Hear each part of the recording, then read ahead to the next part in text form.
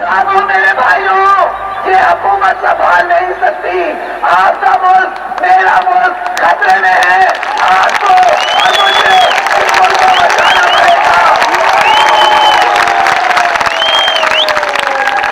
اور آج جب یہ دھرتی پکار رہی ہے کہ میں خطرے میں ہوں، بلوچستان میں دیکھو، شمالی علاقے میں دیکھو، ہمارے مسجدوں میں دیکھو، یہ دھرتی آپ کو پکار رہی ہے، مجھے پکار رہی ہے، اور اس لیے میں اس تاریخی لیاقت باغ میں آئی ہوں۔ 27 دسمبر 2007 کا دن تھا جب لیاقت باغ کے جلسے کے روز بے نظیر بھٹو انتہائی خوش تھیں اور ان کے چہرے پر الگ ہی رونق تھی، لیکن کون جانتا تھا کہ آج کا دن پورے پاکستان کے لیے ایک ایسا کربناک اور دردناک ثابت ہوگا۔ 27 دسمبر 2007 کی صبح بے نظیر بھٹو اسلام آباد میں اپنے معمول کے مطابق بیدار ہوئیں۔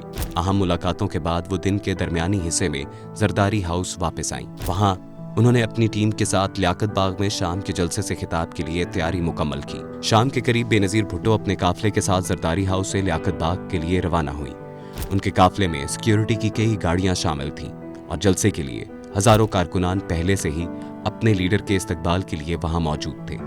جلسے میں انہوں نے جمہوریت، عوامی حقوق اور اپنے والد کے خوابوں کے حوالے سے ایک پرجوش تقریر کی، جبکہ دوسری جانب جلسے کے دوران طالبان کے 2 افراد لیاقت باغ کے اندر اور باہر کی نگرانی کر چکے تھے اور تمام تیاری مکمل تھی۔ بلال کو پستول اور چند کارتوس دیے گئے، جبکہ اکرام اللہ کے پاس ہینڈ گرنیڈ تھا۔ بلال کو حملے کے وقت چپل پہننے کی ہدایت دی گئی تاکہ وہ سیکیورٹی اہلکاروں کے شک سے بچ سکے۔ جلسے کے اختتام پر بے نظیر بھٹو نے گاڑی کے ایمرجنسی حد سے باہر نکل کر کارکنوں کی طرف ہاتھ ہلانا شروع کیا۔ بے نظیر کی گاڑی جیسے ہی لیاقت باغ سے نکلنے لگی، خودکش حملہ آور بلال نے ان کے قریب جا کر فائرنگ کی۔ پہلی گولی کار کے شیشے سے ٹکرائی، لیکن دوسری اور تیسری گولی نے بے نظیر کو نشانہ بنایا۔ گولی لگنے کے بعد بلال نے خود کو دھماکے سے اڑا دیا۔ دھماکے سے گاڑی کے ٹائر پھٹ گئے اور جائے وقوع پر بھگدڑ مچ گئی۔ دھماکے کے بعد بے نظیر کو فوری طور پر راولپنڈی جنرل اسپتال لے جانے کی کوشش کی گئی، لیکن راستے میں کئی رکاوٹوں کا سامنا کرنا پڑا۔ اسپتال پہنچنے پر ڈاکٹروں نے ان کی جان بچانے کی بھرپور کوشش کی، لیکن وہ ناکام رہے۔ ڈاکٹروں نے شام 6:16 پر بے نظیر بھٹو کو مردہ قرار دے دیا۔ پارٹی کا ہر کارکن غم اور صدمے کی وجہ سے دم بخود رہ گیا۔ اس کے بعد پاکستان پیپلز پارٹی کو جو نقصان پہنچا اس کا تدارک کبھی بھی نہیں ہو سکے گا۔ شہید ذوالفقار علی بھٹو اور محترمہ شہید بے نظیر بھٹو اب اس دنیا میں نہیں ہیں، لیکن ان کے فلسفے، مشن، ویژن، ان کی سوچ اور افکار کی روشنی میں اب بھی ہم اچھے پاکستان کا خواب دیکھ سکتے ہیں۔ محترمہ شہید بے نظیر بھٹو اپنے اثاثے میں اتنے نظریات چھوڑ کر گئی ہیں کہ ان پر عمل پیرا ہو کر پاکستان پیپلز پارٹی ایک بار پھر ملکی سطح پر مقبول ترین جماعت بن کر سامنے آ سکتی ہے، اپنے کھوئے ہوئے مقام اور وقار کو عوام میں دوبارہ بحال کر سکتی ہے۔ دختر مشرق، باوقار سیاستدان اور اسلامی دنیا کی پہلی خاتون وزیر اعظم بے نظیر بھٹو شہید کو بچھڑے 2 دہائیاں ہونے کو ہیں، مگر ان کی یادیں آج بھی چاہنے والوں کے ذہنوں پر نقش ہیں۔ ان کی سیاست وفامت، سنجیدگی اور جمہوریت پر مبنی تھی، جنہوں نے ملک میں 2 طویل فوجی حکومتوں کے خلاف بھرپور جدوجہد کی اور اسی جہد مسلسل میں آخر اپنی جان کی قربانی پیش کر دی۔ پاکستان کے پہلے جمہوری طور پر منتخب وزیر اعظم ذوالفقار علی بھٹو کی بیٹی بے نظیر بھٹو 21 جون 1953 کو کراچی میں پیدا ہوئی۔ انہوں نے امریکہ کی ہارورڈ اور برطانیہ کی آکسفورڈ جیسی یونیورسٹیوں سے فلسفے، سیاسیات اور معاشیات میں تعلیم حاصل کی۔ وہ 1977 میں آکسفورڈ یونین ڈبیٹنگ سوسائٹی کی پہلی ایشیائی خاتون صدر منتخب ہوئیں۔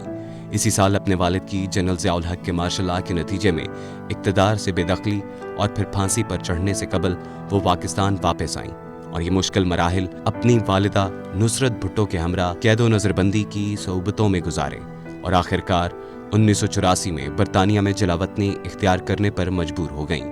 وہ 1986 میں پاکستان واپس آئیں اور پاکستان پیپلز پارٹی کی باغ دوڑ سنبھالی۔ بے نظیر بھٹو نے 1988 میں ہونے والے انتخابات میں کامیابی حاصل کی اور پہلی بار پاکستان کی وزیر اعظم بنی، مگر 2 سال سے بھی کم عرصے میں صدر غلام اسحاق خان نے ان کی حکومت ختم کر دی वो 18 अक्टूबर 1993 को दोबारा वजीर आजम मुंतखब हुई, मगर इस बार भी उनकी हुकूमत अपनी मुद्दत पूरी नहीं कर सकी और 5 नवंबर 1996 को सदर फारूक लगारी ने बदउनवानी के इल्जामात लगाकर उनकी हुकूमत का खात्मा कर दिया। बेनज़ीर भुट्टो ने 1998 से लेकर 2007 तक तकरीबन एक दिहाई पर मुहित अरसा दुबई और लंदन में जलावतनी में गुजारा। वो अक्टूबर 2007 में जब पाकिस्तान वापस आईं तो कराची में उनके काफिले में बम धमाका हुआ, जिसके नतीजे में 149 अफराद हलाक और 402 अफराद जख्मी हो गए। ताहम बेनज़ीर इस वाक़ये में महफूज रहीं। जान को लाहक खतरात के बावजूद उन्होंने 2008 में होने वाले इंतखाबात की मुहिम पूरे जोरों शोर से जारी रखी और 27 दिसंबर 2007 को रावलपिंडी के लियाकत बाग में एक जलसे के दौरान उन्हें दहशतगर्द हमले में शहीद कर दिया गया और यूं पाकिस्तान एक तजर्बाकार और बेहतरीन सियासतदान से महरूम हो गया। बेनज़ीर भुट्टो जमहूरी, लिबरल और एतदाल पसंद नजरियात की हामिल सियासतदान थी, जिन्होंने अपनी सियासत, तकरीरों और तहरीरों के जरिए मुआशरे के सुधार और बिलखसूस ख़वातीन की हालत-ए-ज़ार बेहतर बनाने के लिए कोशिशें की। उनकी किताब मुफाहमत, इस्लाम, जमहूरियत और मगरिब उनकी सोच और ख्यालात की बेहतरीन तर्जुमानी करती है। बेनज़ीर भुट्टो पाकिस्तान की पहली खातून वज़ीर आज़म न सिर्फ जमहूरियत का इस्तारा थीं, बल्कि लाखों लोगों के लिए उम्मीद की किरण भी थीं। वो साबिक वज़ीर आज़म और फर्स्ट एडमिनिस्ट्रेटर जुल्फ़िकार अली भुट्टो की न सिर्फ बेटी थीं, बल्कि सियासी जानशीन भी थीं। जुल्फ़िकार अली भुट्टो को जब फांसी हुई तो बेनज़ीर ने अपने वालिद की सियासी बागदौड़ संभाली। वो जमहूरियत पर यकीन रखती, यही वजह है कि वो सियासी जदोजहद ही की बदौलत 2 मरतबा पाकिस्तान की वज़ीर आज़म बनी। ये न सिर्फ पाकिस्तान की तारीख में पहली मरतबा हुआ, बल्कि इस्लामी दुनिया में भी उनसे पहले कोई खातून वज़ीर आज़म नहीं बनी। उनकी क़यादत और विजन ने पाकिस्तान में एक नए सियासी रुझान का आगाज किया। बेनज़ीर भुट्टो की शहादत के बाद पाकिस्तान भर में गम और गुस्से की लहर दौड़ गई। मुजाहिरों और हंगामों ने पूरे मुल्क को अपनी लपेट में ले लिया। सरकारी और निजी अमलाक को नुकसान पहुंचा और कई अफराद जान से गए। मुख्तलिफ शहरों में एहतजाज के दौरान झड़पों और आग लगाने के वाक़यात में तकरीबन 50 से ज़ायद अफराद जाँ भाग हुए। बेनज़ीर भुट्टो न सिर्फ एक आलमी लीडर थीं, बल्कि वो खुद भी 2 मरतबा वज़ीर आज़म रहीं। उनकी इस हादसाती मौत पर कई नेशनल और इंटरनेशनल तहकीकें हुईं, मगर आज तक अक़वाम मुत्तहिदा की तहकीकात और मुकामी इंक्वायरियों के बावजूद बेनज़ीर के कत्ल की साजिश का मुकम्मल सुराग नहीं लगाया जा सका और ना ही आज तक इसका फैसला हुआ और ना ही किसी मुजरिम को सजा दी गई। हमें साल का आखिर किसी न किसी तरह अपने मुल्क के माजी को याद दिलाता है, जिसमें से एक शख्सियत साबिक वज़ीर आज़म बेनज़ीर भुट्टो है, जिनकी शहादत बहैसियत सियासी रहनुमा उनके चाहने वालों को सोग में डुबो देती है। बेनज़ीर भुट्टो अपनी सियासी जिंदगी में हर मुश्किल से नबुर्दाज़मा होकर सीसा पिलाई हुई दीवार बनी रही, जिसकी दाद उनके मुखालिफिन भी दिए बिना नहीं रहते। उनकी इसी हिम्मत और हौसले को बहादुरी का इस्तारा बनाकर अदब में खुसूसी अहमियत दी गई है। इस पर हसन मुज्तबा ने एक नज़म लिखी थी जो आज ट्विटर पर टॉप ट्रेंड बनी हुई है।